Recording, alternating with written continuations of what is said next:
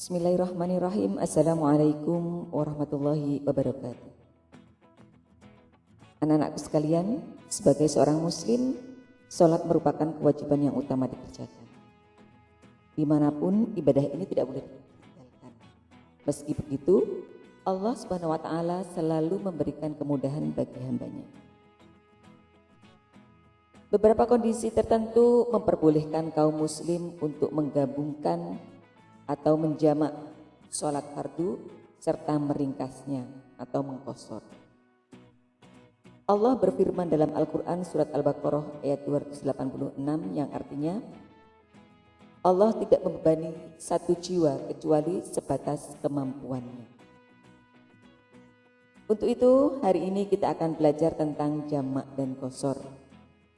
Tujuan kita mempelajari tentang bab ini adalah supaya kita memahami apa ketentuan melaksanakan jamak dan qashar serta cara pelaksanaannya.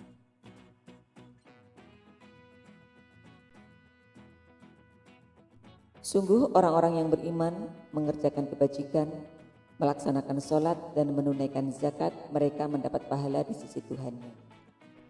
Tidak ada rasa takut pada mereka dan mereka tidak bersedih.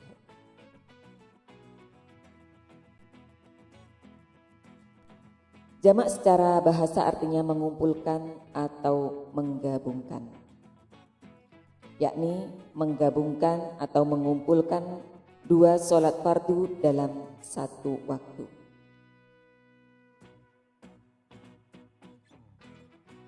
Contohnya adalah sholat zuhur dan asar pada waktu zuhur. Sholat zuhur dan asar ini yang dilakukan pada waktu zuhur disebut jamak takdim.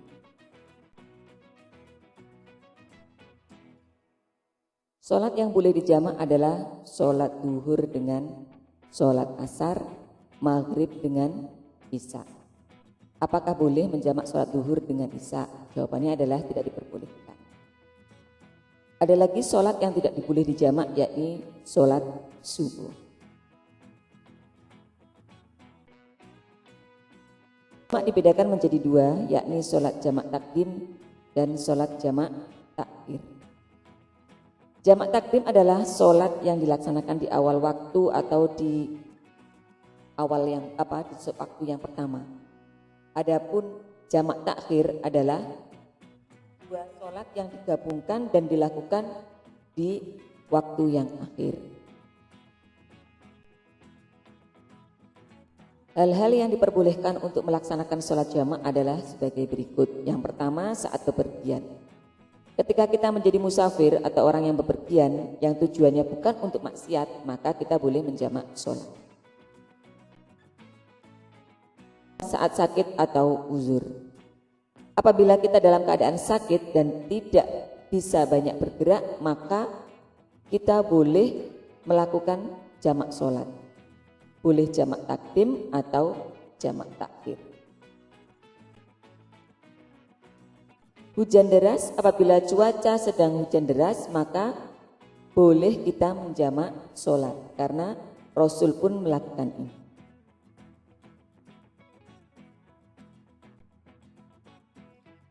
Saat berada di Arafah dan Musdalifah, yakni ketika sedang melaksanakan ibadah haji, maka kita diperbolehkan untuk menjamak sholat.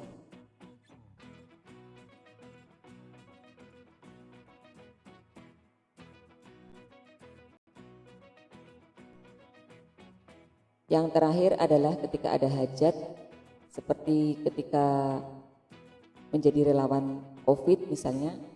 Nah ini karena kepentingan pasien atau karena supaya tidak menyulitkan bagi relawan, maka boleh melakukan jamak.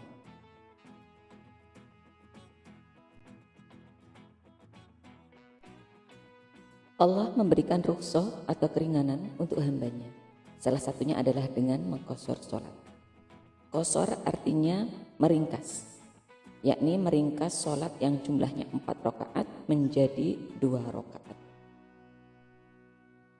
Sholat yang bisa dikosor adalah zuhur, asar, dan isya. Adapun diperbolehkan seseorang untuk mengkosor sholat adalah saat bepergian saja, berbeda dengan menjamak sholat. Dan ini cara Allah memberikan kemudahan kepada hambanya agar selalu melaksanakan sholat dengan kondisi apapun. Karena sholat adalah tiang agama yang harus selalu dilakukan sebagai bukti cinta kita kepada Allah. Kita boleh menggabungkan sholat jamak dan qashar sekaligus saat bepergian. Seperti sholat duhur dan asar, maka cara melaksanakannya adalah sholat duhur dulu 2 rakaat, kemudian dilanjutkan sholat asar 2 rakaat. Apabila sholat tersebut dilakukan di waktu zuhur, maka disebut jamak qashar takdim. Apabila dilakukan di waktu asar disebut dengan jamak takhir atau jamak qashar takhir. Pada materi kita kali ini kita akan membahas beberapa hal yang berkenaan dengan sholat dalam keadaan tertentu. Yang pertama seperti sholat dalam keadaan sakit. Rasulullah menjelaskan bahwa jika dalam keadaan sakit dan tidak mampu untuk melaksanakan sholat dengan berdiri, maka diperbolehkan sholat dengan duduk. Apabila dengan duduk tidak bisa, maka dilakukan dengan berbaring sambil melihat ke arah kiblat. Jika tidak bisa, maka dengan isyarat. Yang kedua adalah sholat di dalam kendaraan. Dalam keadaan apapun, Allah mewajibkan kita untuk selalu sholat 5 waktu. Saat di kendaraan pun kita tidak bisa atau tidak boleh meninggalkan sholat, namun kita masih diperintahkan untuk sholat. Misalnya di atas perahu, di atas kereta, atau di atas pesawat, yang mana tidak bisa berhenti sewaktu-waktu. Jika dalam saat keadaan normal, kita bisa menghadap kiblat, akan tetapi untuk sholat dalam keadaan berkendara ini tidak bisa selalu menghadap kiblat, maka boleh menghadap sesuai dengan keadaan kendaraan tersebut. Sesuai riwayat hadis adalah Nabi SAW pernah sholat sunnah di atas kendaraannya sedang dia pergi dari Makkah ke Madinah sambil mengikuti arah kemana kendaraannya itu menuju. Dan waktu itu turun ayat, kemana saja kamu menghadap maka di sana adalah arah Allah. Hadis riwayat Ahmad, Muslim, dan Tirmidzi.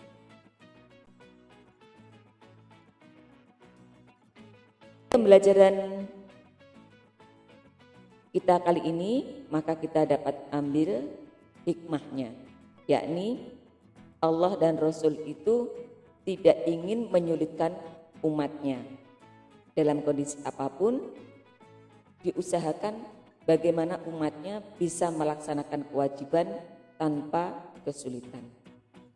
Untuk itu mari kita gunakan, kita pakai keringanan-keringanan ini dengan sebaik-baiknya. Semoga bermanfaat. Ila liqa. Assalamualaikum warahmatullahi wabarakatuh.